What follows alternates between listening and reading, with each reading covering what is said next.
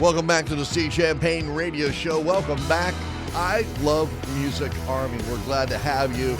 New viewers to the channel, thank you for tuning in and checking us out right here as we have some breaking news, some sad news, as Bobby Whitlock has died at 77 years old. Now, for those of you who are not really familiar with Bobby Whitlock, I'll tell you a little bit about him and what we know so far about his passing.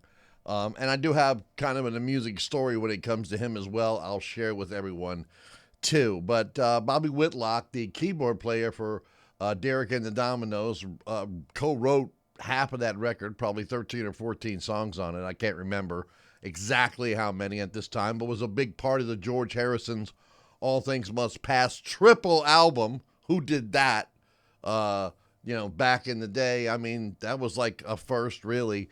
And then, of course, he was in the middle of that triangle between Eric Clapton and George Harrison and George Harrison's wife.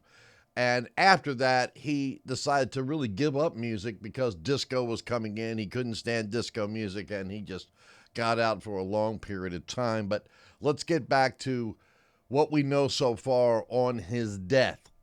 The only statement that's really been released is what I would like to read for you right now. It says, with profound sadness, the family of Bobby Whitlock announces his passing at 1:20 a.m. on August 10th after a brief illness. They will not disclose what the illness is. They have no funeral plans at this time, but this was announced and confirmed by Carol Kay, who was the manager of Bobby Whitlock. And I've said this before, and I'm going to say it again. It's sad days are coming because all of the legends are getting up there in age, and it's not going to be long before Paul McCartney, Ringo Starr, Robert Plant, Jimmy Page, Eric Clapton. I mean, they're all just going to pass away on us. And today is obviously a sad day, but I would like to share with you my Bobby Whitlock story.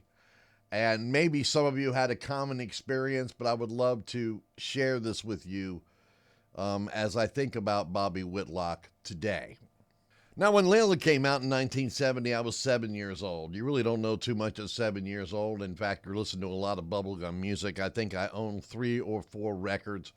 I think I had Abbey Road, Rubber Soul, Herb Alpert's Whipped Cream, and probably Three Dog Night and Zeppelin 2, and some 45s. They were given to me as presents because I really enjoyed music, and my family, and they knew that, so they would give me records for birthdays and Christmas and things like that. But when it comes to Layla, I'm listening to the Top 40 radio, so I never heard the piano outro. I never heard the piano outro. Now, my brother, who's much older than me, he knew about more rock bands than I did because I'm still Mr. Bubblegum over here at 7 years old, and he's turning into the rocker as he's in his teens. So I listen, he's listening to the radio, he turns the radio on, and I hear the keyboard outro. Now, I thought this was a different song. I did not know it was Layla, okay? Because back then, a lot of people did make just instrumentals. There was a lot of hit songs that were just instrumentals, had no vocals at all. I just thought this was one of them. And at 7 years old, what do you really know, right? Okay, so years later, I think in 1972, and this is how long it took me to know this. No internet, you don't have all these facts straight. You're just a little kid. We moved to a different state. I go to a friend's house that I just met. I think his name was Andy. I can't remember his last name. I think it was Andrews, Andy Andrews. So he had, a pool table, and so we were all playing pool, and, I think he had like a little swimming pool thing we were playing, and we went into the little area with the pool. He put some records on, a stack of 45s, they all plop down and do their thing. Layla comes on. I love the song. It's great, but then I hear the intro, and I'm like, what? I never knew that the song, it was the same song. I never knew that because on Top 40 radio, they'd cut it off. And on Album Rock, the DJ didn't talk much. They just played the songs and they didn't talk and things like that. Casey Kasem, who I thought was God at the time, when it came to radio, they cut the songs off or whatever he said. I don't know. I'm just a little kid. Give me a break, okay? So then finally, I'm like, oh man, I gotta have this record because I always wanted to learn how to play the keyboard part. And my mom had been giving me piano lessons since I was very young. Nevertheless, I go to the record store, buy the record. Hey, here it is. It's, 99 cents, 89 cents, whatever it was. I went and bought the record, rode my bike down there, picked it up, got home, played it, and they cut it off. And I'm really pissed now.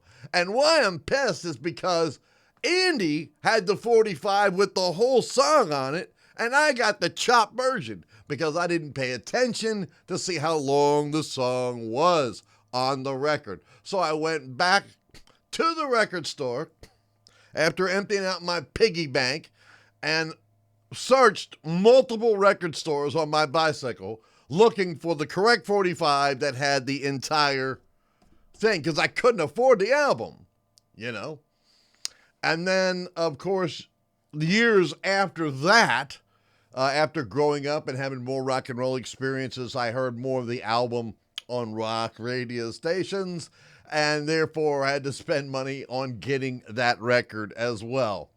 So that's my story, and I'm sticking to it. Did anybody out there have the Layla 45 with the full length on it, or, did you get the chop version?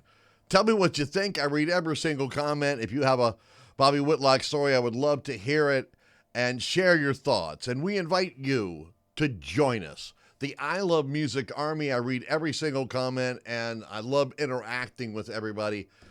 It's just so cool to talk to people from all over the world when we discuss music and all these topics. And it is a very sad day for me, but I'm going to try to make it a happy one. I'm going to put on that Derek and the Dominos record and enjoy it. That's what I'm going to do today. In the meantime, I invite you to keep the music playing and the good times rolling. The Steve Champagne Radio Show. We'll see you next time. Thanks so much for watching.